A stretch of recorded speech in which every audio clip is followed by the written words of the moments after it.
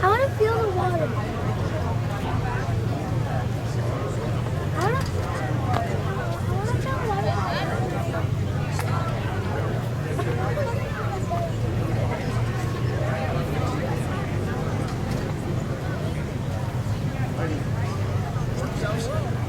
Do you think they'll let us make a wish again?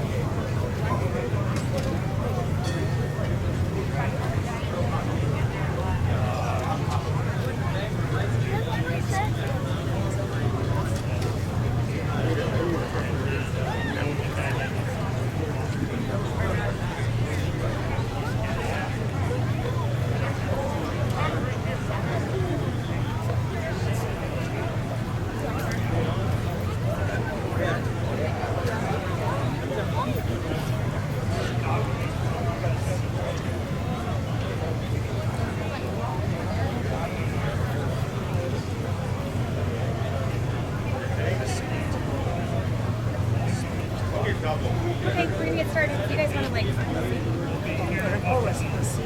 I mean, it's not ours. Like, yeah, if you want, or just you know. Yeah. Cam, I think we're gonna sit here because we want to be able to.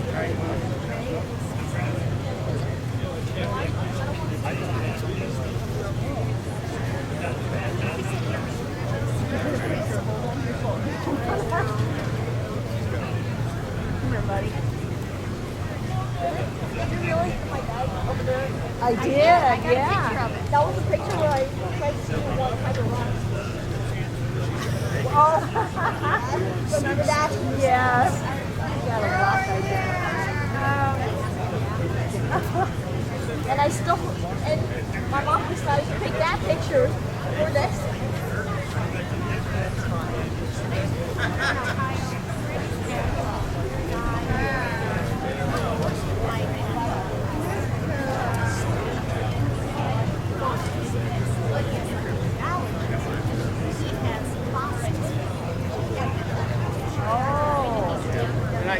get you looking in there a second? You kind of do it or do it. I'm not even going to focus on you. I'm just going to let you staring in there, observing. 2 seconds. I appreciate it.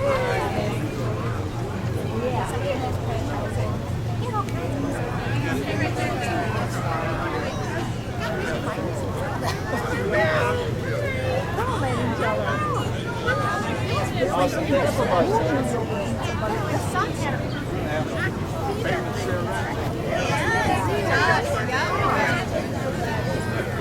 What's your command room?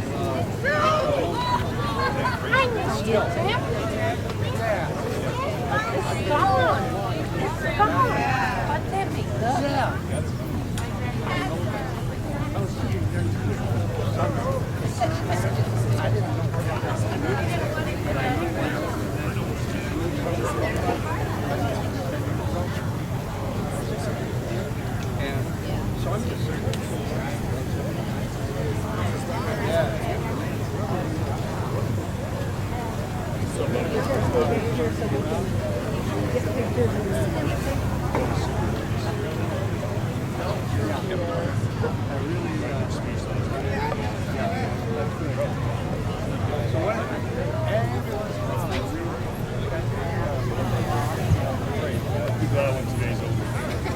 Oh, I know.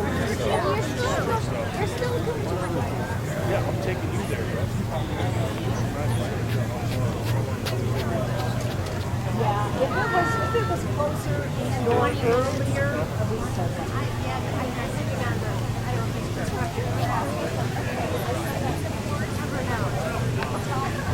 We're planning next Saturday. It's a home game.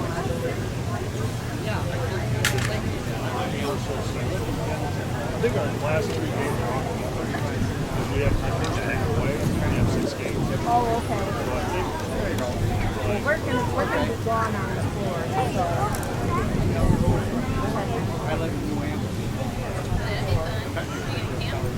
Yeah, we're gonna camp. There's a.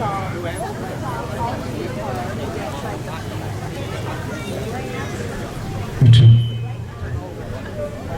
1, 2, 2. Oh, that wireless part went.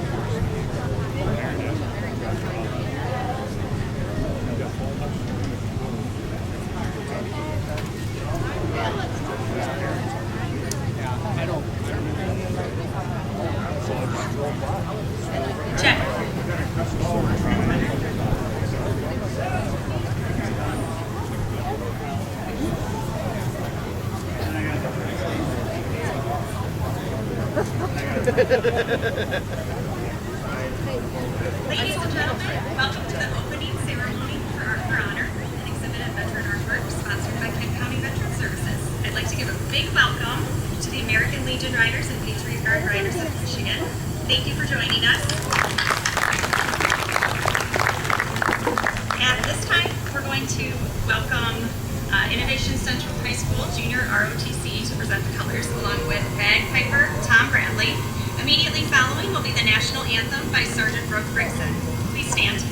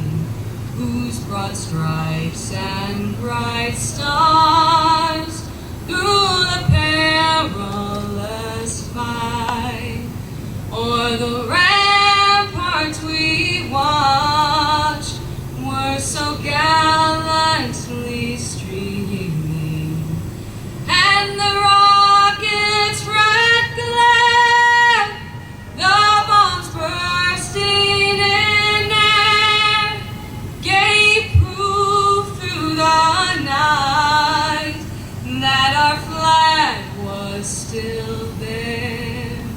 Oh, say does that star-spangled banner yet wave o'er the land of the free and the home of the brave?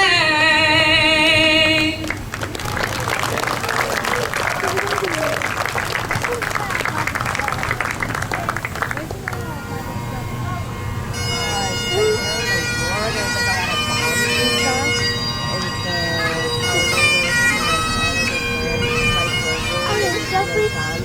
So, for the flag, I think it's gonna be like that right now.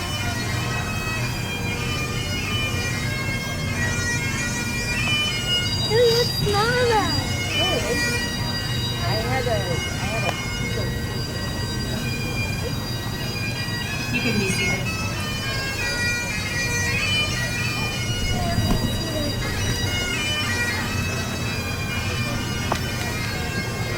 Thank you so much.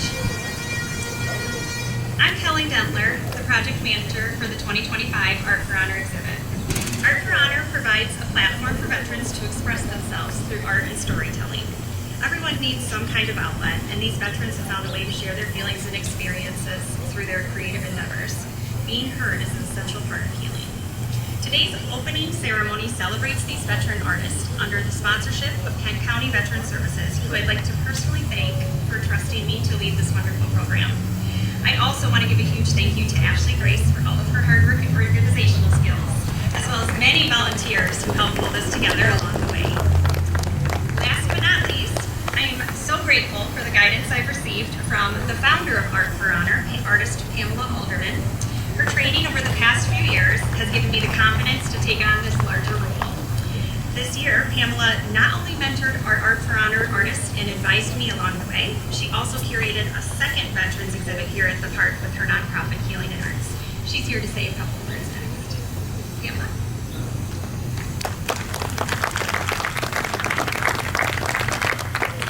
Good morning.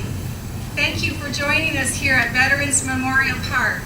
Kelly Dentler and I are honored to share this space as we celebrate our veterans and honor their service. The artwork you see here is divided into two halves, like Kelly just said. Kelly's work with the Kent County Veteran Services and my work with the National Endowment for the Arts, Mid-America Art Alliance, and the Department of Defense. We invite you to explore 26 powerful art prize pieces created by our military veterans. Each piece carries both the invisible and visible parts of our lives. Some of our veterans, like Leon, Mike, and Daryl, have faced significant health battles. Jody lost everything in a fire, and another veteran lost her son in a tragic accident. Yet, they are still here. Their strength and determination shows us what resilience looks like in regular, real life. As you walk through the exhibit, take time with each piece, read the stories, let them speak to you. May this collection inspire all of us to live with greater empathy, resilience, and hope. Thank you.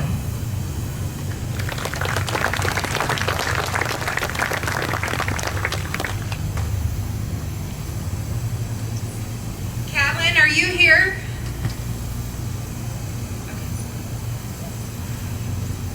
Next, I'd like to introduce Ryan Grams, the Director of Kent County Veteran Services.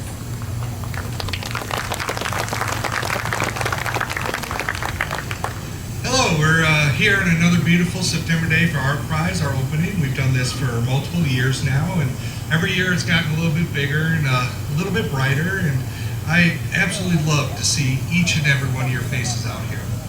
I want to thank all the current artists, the returning artists, and to helping us continue this along. I want to thank Kelly and Art for Honor for all the work that she's done helping us and making sure that this program keeps going every single year. So again, please take your time, talk to the artists, hear their stories, and really enjoy this day because it's for them. Thank you.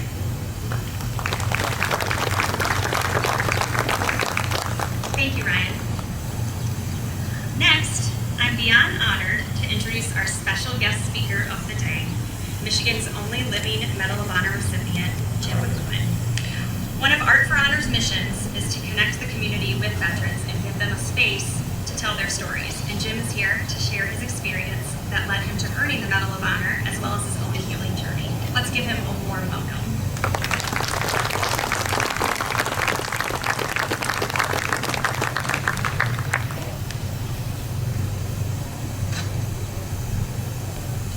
Thank you so much, Kelly.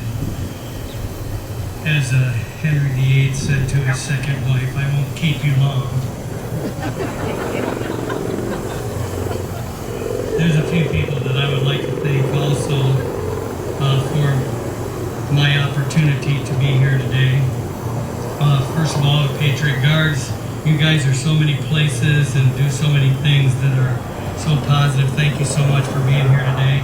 And a big thanks goes out to Ryan for his direction with the Kent County Veterans Services. And Catlin Whittington is the Executive Director of the Art Prize. And of course, Kelly, Cherie and Kelly have had many minutes and hours on the phone. And I also would like to thank my wife, Cherie.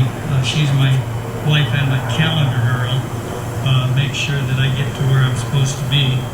She's also more important than I am. I don't know if you know her or not, but she's married to a Medal of Honor recipient. You know, I like to tell a little story wherever I go. I used to like to tell them to my first hour classes because it got them awake for the first hour. And this one's about the Dear John letter, and if you don't know what a Dear John letter is, I'm speaking to the choir for some of that. But some of you out there that might not know, and it's when a soldier receives a letter from his girlfriend or his fiancée or his wife. And John received one from Maria, Private John Smith, and it said, I don't love you anymore. I can't wait for you to get out of the armies, and I think I might be dating somebody that you know, but I would like my picture back. And he's sitting there sulking, and a very intelligent drill sergeant comes up and asks him what's wrong, and he tells the story, and he says, have you got that picture? Yeah, I do, and he hands it to him and goes back to sulking. And this very intelligent drill sergeant goes around to the other guys and asks him if they have any pictures of their significant other, and they do, and they give it to him. And he sits down and writes a letter that when it's received by Maria, she thinks is coming from John. He writes the letter, puts the pictures in, and sends it off. She opens it, and this is what it said. Dear Maria, I'm sad that you don't love me anymore because I still love you. But I'm upset that you might be dating somebody that I know. However, I do understand why you may want your picture back. However, I can't remember which one you are, so would you take your picture and send the rest of them back? Most of all, I would like to thank and God bless the 27 veterans who have taken this platform to express and share their experience through their art and through their storytelling. I'm going to give you a few statistics that I'm not sure all of you know about. As a combat medic, I didn't hear those kinds of sounds in the service, but every time I hear them here in this civilization, I know that someone's in trouble. We have about 340 million people as of 2024 in the United States of America. Approximately 45 million individuals in this country have worn the uniform of the different branches to fight for all of the wars that we've been in. There are around 18 million veterans in the United States of America as of November the 8th, 2023. Veterans are dying at a rate of 1,700 per day. 24 of them are taking their own lives, and there are another 20 who are dying from drug overdose. The Purple Heart and the Medal of Honor, I'm sure you don't know this, are the only two awards given in the military with their name on the back. The Medal of Honor is given because Congress gives the President permission to give it. Of the 45 million who have served, only 3,528 have received the Medal of Honor. And if I might tell you, there's only 61 in the world now. As Kelly has said, I'm the only living one. And I'm going to put a shout out for the Irish. Of the 3,528, 2,021 are of Irish descent. Mary Walker was the only woman to receive the Medal of Honor. It was taken away from her because it states that you have to be in the military fighting an enemy, and she was a civilian volunteer assistant surgeon. She never took it off, and it was given back to her by President Carter. For all of those years, they did not acknowledge that she had earned the Medal of Honor. Try to make sure this doesn't fly away here. I spoke to a group called the Potawatomi Indians at their casino, and I believe it was Bridgman. And then of the Pokagon tribe, the only tribe that survived the death wall. And they survived it because they paid taxes. And the governor would not let them, the cavalry take them. And I learned that they call their warriors Ogichida. That is the title of a warrior. And I'm going to tell you why it applies to all veterans out there. If you're a veteran, would you kind of raise your hand right now? We'd like to know who you are out there. Thank you so much for your service. Thank you. Give them a hand. Give them a hand. Veterans are amongst the individuals who have seen things that no human being should see. Those who have done things in war that cannot be discussed in polite company. And veterans are visited by nameless late-night terror called nightmares, and may find it impossible to explain why they periodically outlash at the ones that they love the most. To all of the veterans that are here today, myself and this crowd appreciate the service that you've given to this country. We also recognize the families and the friends who have and will always stand by you and love you and share the pride that you must feel today with your projects. The God of all creation, who created you with unique talents, is smiling down on you for allowing Him to work through you to inspire those who come to see your contribution to Art of Honor. Enjoy the beauty of this Art of Honor, but let us continue to remember those who are here only in spirit. You, the artists, give them the voice, and even though they've passed on, they can see what you've done for them. Those who gave it all appreciate you for the United States of America that we are allowed to live in. Let me read something that will give you a little idea of what my company faced.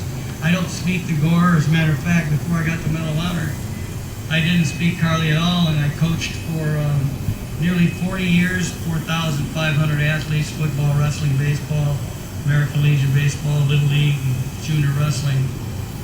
And when it came out that I was receiving the Medal of Honor, they said, "Hey, what's going up here, Coach?" Well, for two reasons. I didn't talk about my service time. Number one, I didn't want to go there, even in my mind, as you see this project over here. And number two, you wouldn't believe me if I told you anything. But this may give you an idea of what it was like on that day, actually 2 days, 48 hours.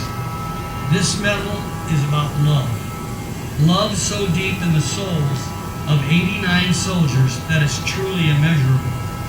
It's about a group of individuals, and some were still boys, who either were drafted or volunteered to serve their country. We came from every part of this great nation, took our basic and advanced individual training, and ended up family in a place far different than the hometowns that we grew up in. We started out loyal to the country and the United States Army, but we soon discovered that getting as many of us out alive and back to the world would be our main goal. We became fast friends and soon brothers, and a deeper brotherhood than our own brothers back home. Each of us had a part in the survival we were thrown into, and we took our jobs seriously. As their medic, I would do anything to help my brothers, and I was more than confident that they would do the same for me. I had what I call a positive job in a negative situation. I was trained to save lives and to make those who were sick and diseased better. My father had taught me at a very young age to do things to the best of my ability. He instructed me to never do anything halfway. And that's why I refused the first night, although being wounded by a rocket-propelled grenade, I refused to get on the helicopter for evacuation. I could hear my father say, "Do it until the job is done," and I knew that the job was not done. I'd rather be dead in a rice paddy than alive in a hospital and find out that my men, one of my men, died because I wasn't there to do my part. It was my duty as a combat medic to save lives, and I always strove to do things the right way with integrity. But make no mistake, when we were sent into the battle for Nuyan Hill, the company commander was right when he told the battalion commander that this was a flawed mission. They had sent in no forward observation, so we didn't know how many people were in there to fight, and we didn't know what kind of firepower they had. We found out later, 89 of us, 2,000 NVA, 700 BC, and they had every bit of power that a fighting unit needed. Our morale was a little bit low as we were combat assaulted by helicopter into the area called Tam Key, and that actually was the capital of Quang Tinh Province. So we saved Tam Key from being taken over by the communists. Oh, we're the baby killers, by the way. Not true. We had been in a couple of firefights, so that's why we were down in numbers. We were outnumbered 30 to 1. But with our backs to the wall, we fought viciously. Greater love has no man than to lay down his life for another. And that's what happened May 13th through the 15th, 1969, as the men of Charlie Company were willing to give their lives to save each other. In a 48-hour battle, brutal battle. As a matter of fact, the VFW has a book out, and it's called The Brutal Battles of Vietnam.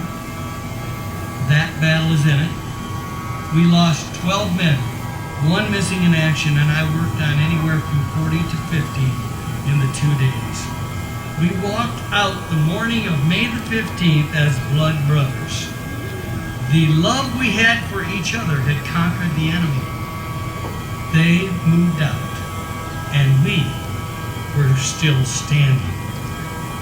As a combat medic, I held 18, 19, and 20-year-old boys in my arms. I heard their last words, and I saw the last breath of life leave their body. I am a witness to the price that has been paid for our freedom. I think that President Reagan puts it best. They actually gave up 2 lives. They gave up the life that they were living when they were killed in action, and they gave up the life they never got to live. Never got to meet their soulmate and marry. Did not get to see the birth of a child and watch that child grow. Coach that child like I got to coach my 2 boys. They didn't get to walk their little girl down the aisle and dance that father-daughter dance at the reception after the wedding. And every birthday, anniversary, reunion, holiday, and this art prize event, they are not here. They gave up 2 lives so that you and I can live the 1 life that they left for us in this free country. I would like to give you some stats that quite often is not brought up, and that I gave some of these at a speech for Memorial Day. We recognize, first of all, the family members who have had to live without their fallen loved ones, with an empty chair at the table today and every other day throughout the year. We honor those veterans who made it home and stand beside them as they face each day physical and emotional wounds because of what they have experienced in war. I thank you from the bottom of my heart. We honor 1,300,000 Americans who have died in all of the wars that we have fought in. And what about the ones who never came home? This is not talked about too often.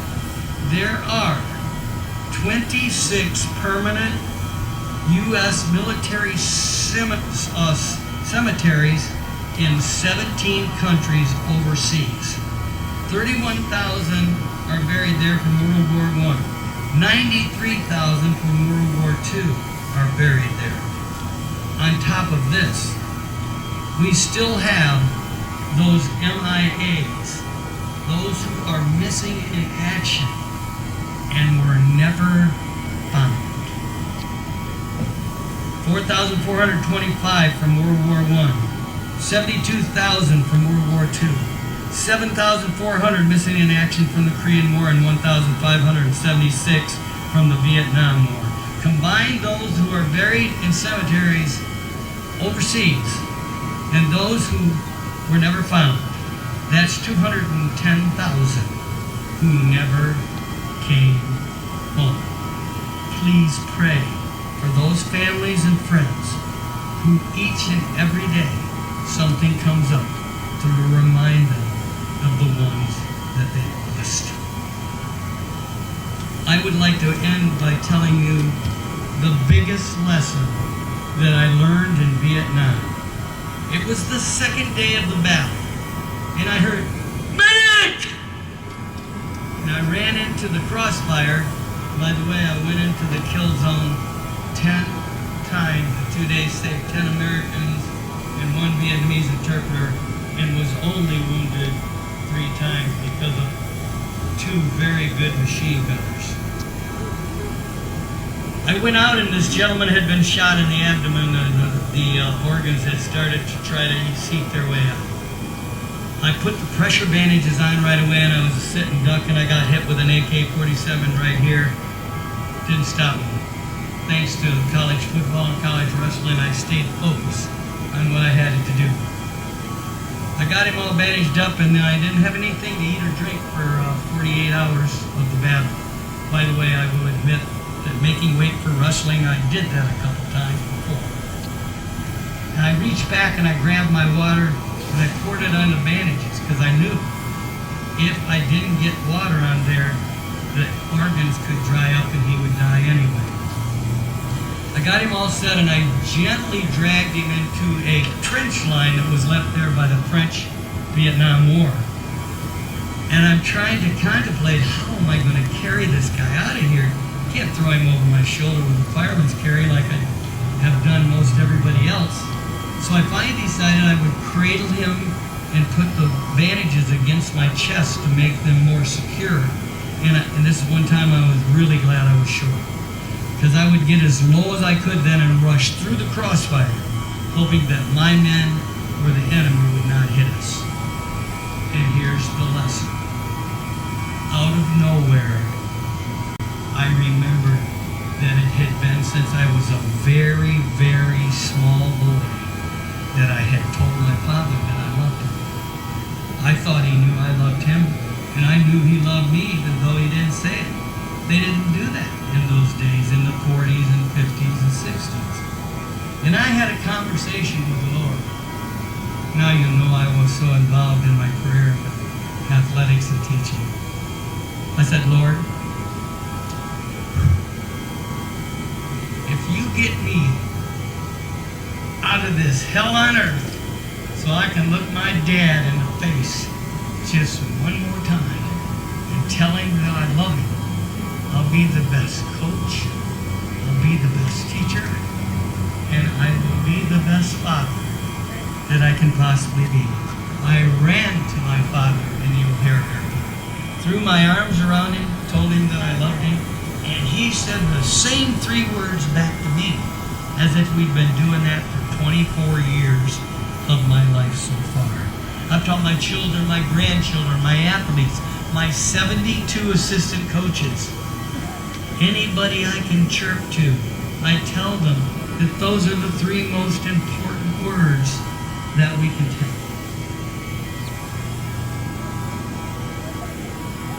And I'll tell you this, you're getting an assignment. You didn't think you weren't getting an assignment from an ex-teacher, did you? Well, you are. You're gonna, you've been kind of busy, or maybe you just haven't seen that person, but you failed to tell them those 3 words, I love you. And today you're gonna do that. If you can do it face to face, do it face to face. If not, those damn phones that you got will give you an opportunity to do it in many, many ways. Text, email, call. I would say call.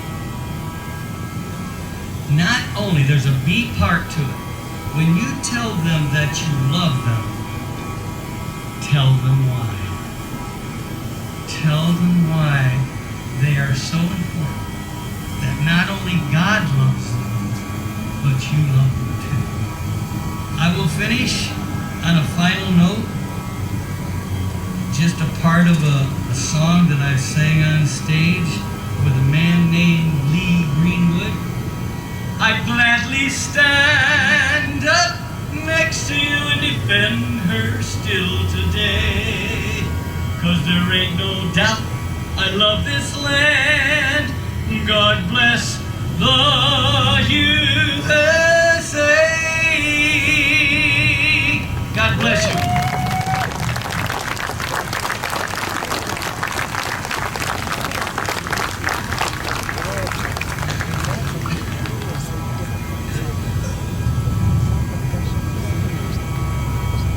Thank you so much for that. We're so glad you were able to join us today. That concludes our program, everybody. We hope you all take a moment to appreciate all the veteran art pieces here in the park. And also, please make sure you check out our free children's activities. We have face painting and balloon art. There's food available for purchase at our food truck. And there are restrooms and sinks around the corner here. And then the next step is we've got live music performances. First, we have Guitars for Vets. They're all veterans playing for us today. So we have Guitars for Vets, and then we will have music by 2 of the artists in our program, Bill Richards and Alicia Deach. I'd like to give an additional special shout out to Bill for providing the audio equipment. Thank you, everybody. Thank you for coming and enjoying.